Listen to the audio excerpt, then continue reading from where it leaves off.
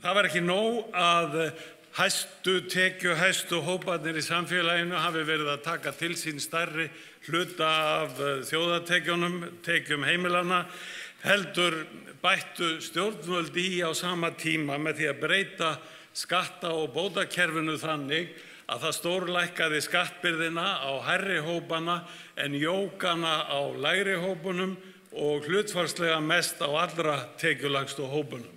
Hér má sjá hvernig skattbyrðin var, gráu súlurnar sýnir hvernig hún var árið 1993 og rauðu súlurnar hvernig hún var 2007 í aðdraganda hrunsins.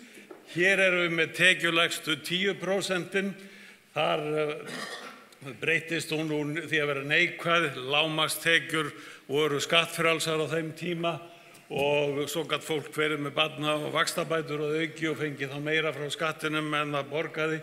Og hér sjáum við hvernig skattbyrðin þróaðist á miðtekjunum, fór úr 15,3 teknu tilliti til allra frádráttarliða upp í 19,8.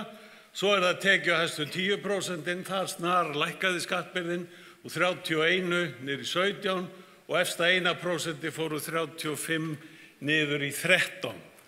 Og það náttúrulega sérstaklega sláandi hvernig ástandi var orðið í þessum málum í aðdraganda hrunsins að skattbyrði efstu 10%, hún var orðin lægri heldur en skattbyrði miðtekjufólks. Og þetta var aðalega vegna þess að skattbyrði fjármagnstekna hafði stór lækkað og fjármagnstekjur höfðu stór vaxið og þær einmitt fóru fyrst og fremst í allra tekjuhæstu hópana.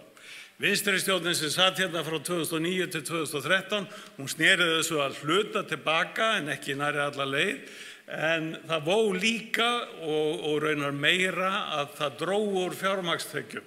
Og að því að fjármagnstekjur eru skattlagðar þetta miklu minna heldur en aðrar tekjur, að þá lækkar heildarskattbyrði hátekjuhópana þegar að þær aukast en hún vex þegar þær dragast saman.